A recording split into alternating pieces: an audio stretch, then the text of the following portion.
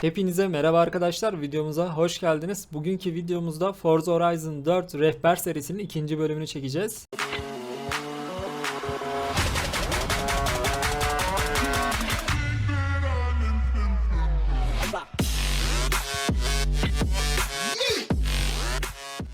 İlk bölümde kısaca bahsettim. Bu bölümde daha ayrıntıya gireceğim. Yani bahsetmediğim şeylere, oyunun daha detaylandırıcı özelliklerine gireceğim. İlk bölümde bahsettiğim ama kısaca anlattığım, eksik bulduğum yerleri anlatacağım bu bölümde. Ve ayrıca bilmeniz gereken, yeni başlayanların işte bilmesi gereken şeyleri. Örneğin mesela radyo var. Şöyle oyunda sürekli çalan.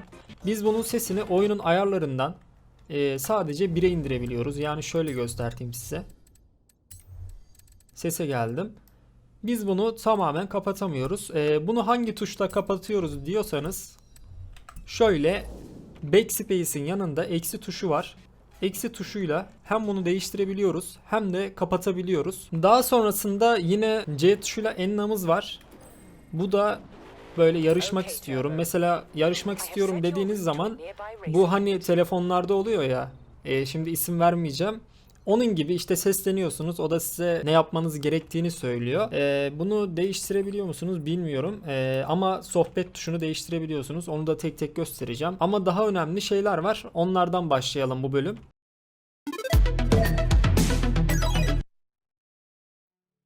Evet, şimdi offline nasıl oynanır, online nasıl oynanır onu göstereceğim. Biliyorsunuz oyunda hem offline oynayabiliyorsunuz hem online oynayabiliyorsunuz. Öncelikle ESC tuşuna basıyorum. Horizon yaşamına geliyorum. Horizon teklediğim zaman beni offline moda atıyor. Şu an gördüğünüz gibi offline bir moddayım. Serverda da kimse yokmuş zaten. Normalde derivatarlar oluyor ama arkadaş eklediğiniz zaman oluyor o da. Onları da tek tek göstereceğim. Şimdi online'a nasıl geçerim? Şurada ev kısmında çevrim içi oyna diyor gördüğünüz gibi. Ona basacağım. Ve şu an bulunuyor. Ha, burada derivatar varmış bir tane. Bu derivatarlar ne işe yarıyor diyorsanız bende niye gözükmüyor ki orada? Neyse, onu konuşuruz. Derivatarlar da offline oyuncu demek. Yani bot, bunlar gerek sezon görevlerinde gerek bazı yerlerde işimize yarayacak. Şimdi Horizon yaşamı bölümüne gelelim. Horizon yaşamı bölümünde şurada gördüğünüz gibi Horizon yaşamım var. Oraya tıklıyorum ve buradakileri şimdi size şöyle açıklayayım. Mesela yol yarışı serisi. Burada yol yarışı serisi etkinliği yaptığınız zaman kazandığınız nüfus kadar size ödül veriyor. Mesela şu an 2654 nüfus daha kazanırsam bana şu ödülü verecek. Yol yarışında size haritada şöyle göstereyim. ESC'ye geliyorum. Şöyle bakalım.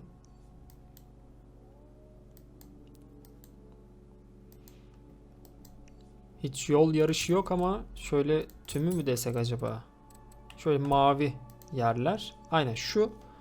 Gördüğünüz gibi şunlar yol yarışı. Şurada da yazdığı gibi, üstünde şimdi gösteremem onu ama serginin üstünde de yazdığı gibi ya maviler yol yarışı. Ayrıca şurada page down tuşuna basarak veya şuradakine tıklayarak haritayı şekillendirebilirsiniz. Mesela tümünü kapatıyorum. Sadece yeniler gözüksün istiyorum. Gördüğünüz gibi yeni her şey gözüküyor. Ben bunu daha çok seviyorum aslında. Çünkü hani haritaya girdiğim zaman bana sadece yenileri gösteriyor ve ben onları yapıyorum sadece. Çünkü bir süre sonra level atladığınız zaman, yani 100-200 levele geldiğiniz zaman harita öyle bir dolu olacak ki kafanız karışacak. Böylelikle sadece yenileri görmüş olacaksınız.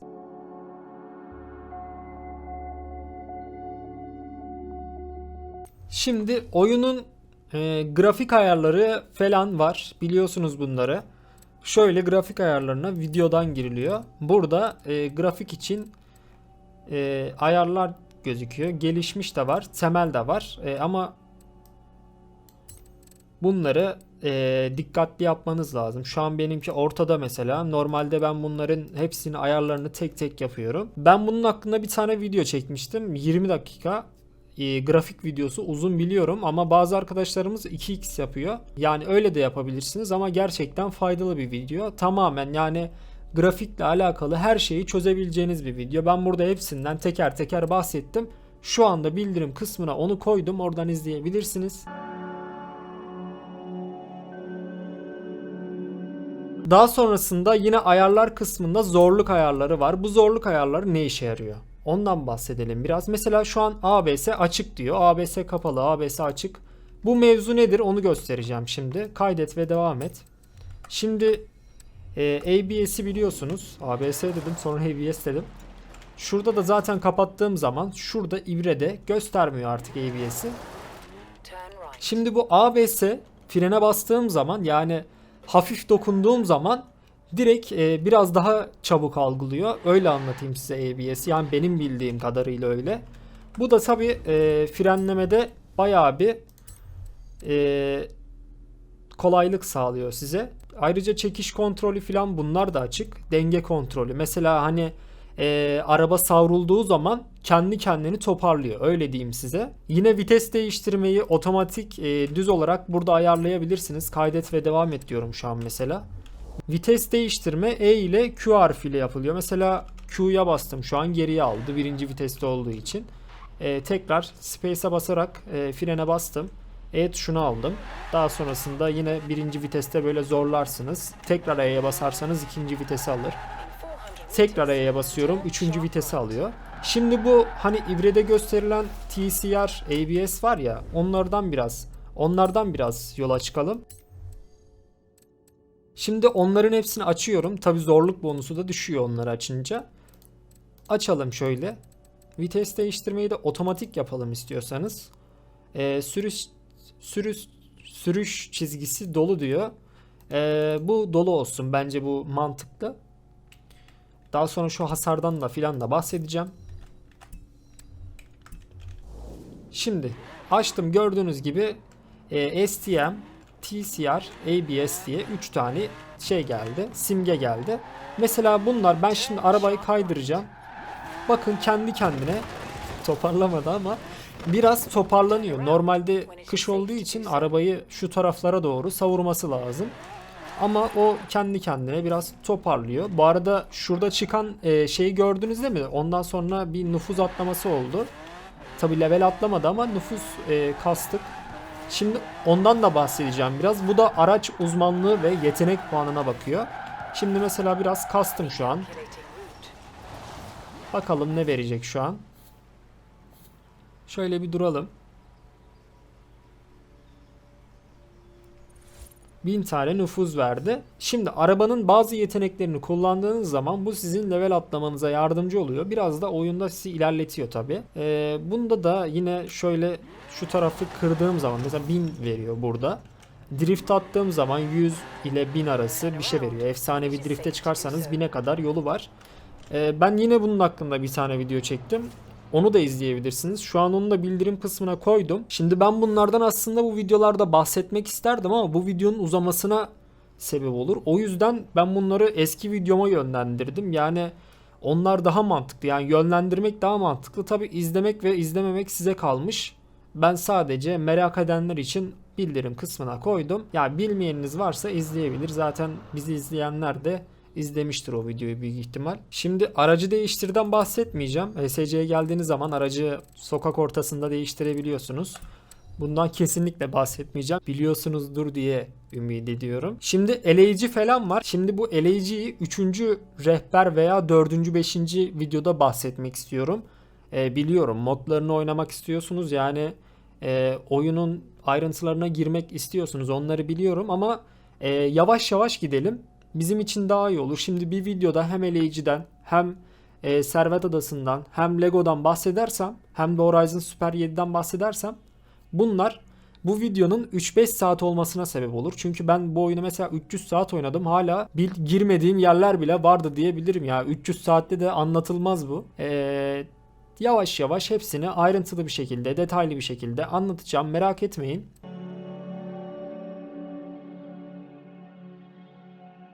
Şimdi şu hızlı sohbete gelelim. Hızlı sohbeti nasıl değiştirebilirim? Gördüğünüz gibi mesela ben arkadaşımla oynuyorum. İşte merhaba dedim. Böyle merhaba çıkıyor yanımda. Şöyle ESC'ye basıyorsunuz. Hızlı sohbet diyorsunuz. You didn't think this world would be full of people just aimlessly minding their own business, did you? You can change what you want to say here. Ve burada serbest gezintide, yarış etkinliğinde ve Playground Games'te aynen Playground Games'te size böyle şeyler vermiş. Bunları da yapacağım yine, merak etmeyin. Ama şöyle göstereyim. Merhabaya tıkladım mesela. Bende bunlar var. Bunlar kilitli. Eski hesabımda olsaydı büyük ihtimal çoğu açıktı. Çünkü bayağı yapmıştım. Mesela merhaba yerine nasılsın koyalım. Güzel araç yerine işte aracıma bir bak koyalım. Muhteşem yerine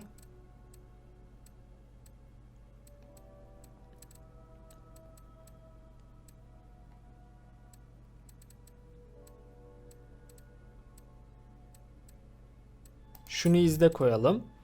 Böyle değiştirebiliyorsunuz ve bunu X tuşuyla kaydetmeniz gerekiyor. Şimdi tekrar V tuşuna basıyorum.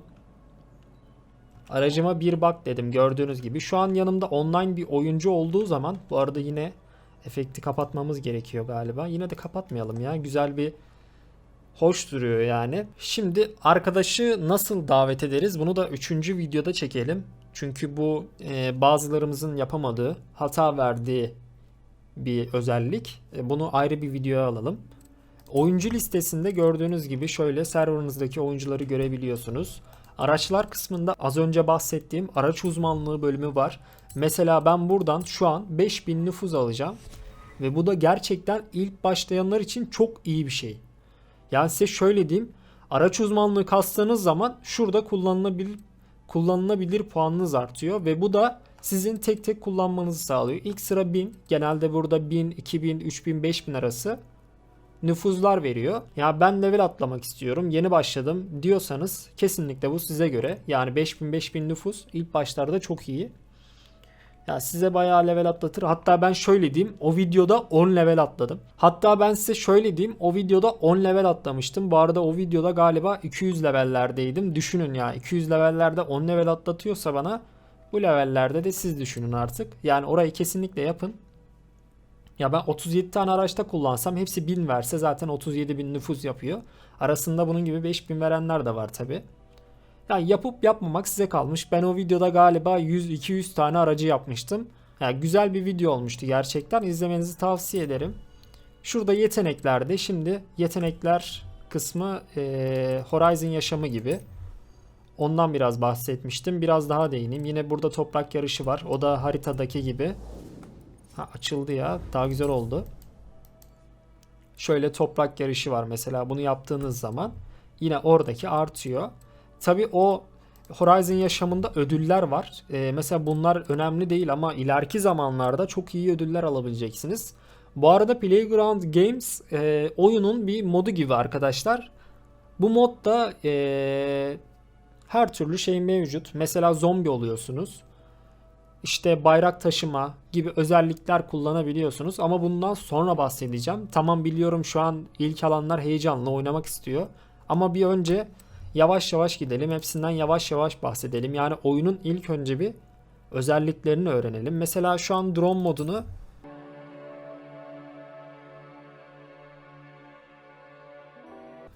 biliyor musunuz bilmiyorum ama şöyle drone modunu kullanabiliyorsunuz. Ayrıca backspace tuşuyla da arayüzü gizleyebiliyorsunuz. Page up, yani şu numlock tuşunun yanında hemen solunda page up ve page down var. Öyle aşağı yukarı yapabiliyorsunuz. Yine yön tuşları AVSD kullanarak böyle bu şekilde hareketler yapabiliyorsunuz. Yani bu drone modu genelde sinematik çeken arkadaşlar için. Ben gerçi drone moduyla sinematik çekmedim ama yine de böyle videolar almak için bence güzel. Direksiyon setiniz varsa bunların hassasiyeti daha düşük. Mesela şöyle, şu an ben direksiyonumun pedalına basacağım. Mesela şu an yavaş gidiyorum. Hızlı gittim. Şu an geri gidelim bir.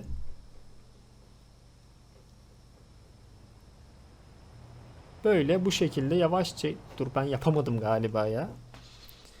Şöyle mesela yavaş gidelim.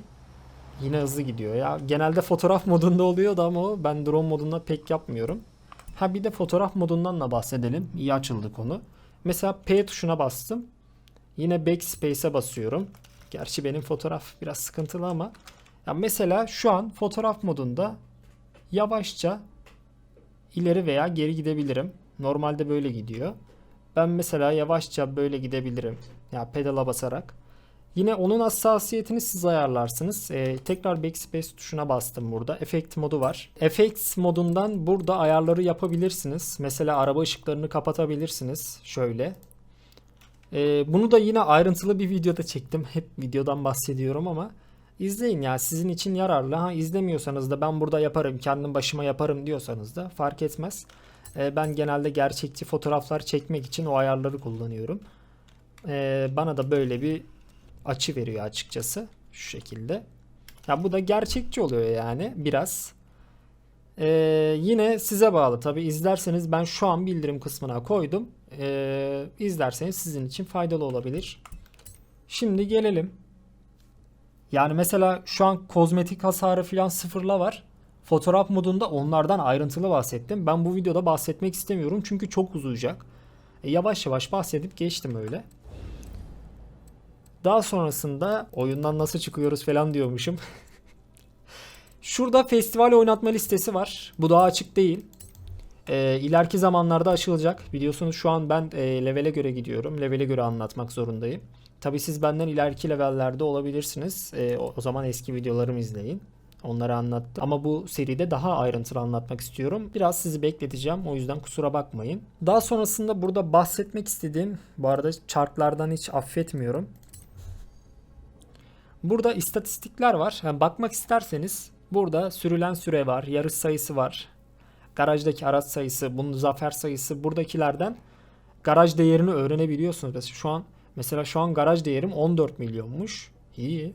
Bayağı yapmışız yani. Gördüğünüz gibi burada sizin istatistikleriniz var. İncelemek isterseniz buradan da inceleyebilirsiniz. Ben bu arada bu oyunu 1,5-2 aydır oynuyorum. İlk defa tıkladım şu an buna yani.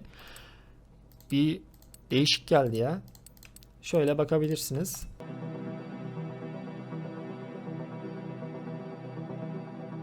Evet, bir diğer bahsetmek istediğim ise görüntü ve oynanış. Buna da yine ayarlar kısmından girebiliyorsunuz. Görüntü ve oynanışa geliyorum şu an. Kamera açısı var mesela. Bunu değiştirmenize gerek yok. Bunu tab tuşuyla yapabiliyorsunuz. Yani bunu yapmanıza gerek yok. Mesela şu an haritayı kapattım. Bunu kaydettim. Gördüğünüz gibi harita, şurada arıyorum ya. Harita kapandı. Yine enna ve sohbeti de kapatabilirsiniz şu şekilde. Mesela her şeyi kapatalım. Şöyle bir gerçek bir sinematik modda olsun. Kaydet ve devam et diyorum. Şu an mesela her şeyi kapattım. Gördüğünüz gibi yani şu sürüş çizgisini de kapatabilirsiniz. Onu da ister şöyle kapatabilirsiniz. İsterseniz az önce sürüş çizgisinden bahsettim. Orada dolu yerine kapalı diyerek halledebilirsiniz. Ayrıca isim seç var burada. Mesela benimkinin ismi Turbo'ymuş. Turbo diye kadın ismi de ilk defa duyuyorum ama kalsın. Bir değişiklik olsun. Phoenix falan da varmış burada. Yine zaten şeyden bahsettim. Karakter değişiminden bahsettim. Dil seçimi burada.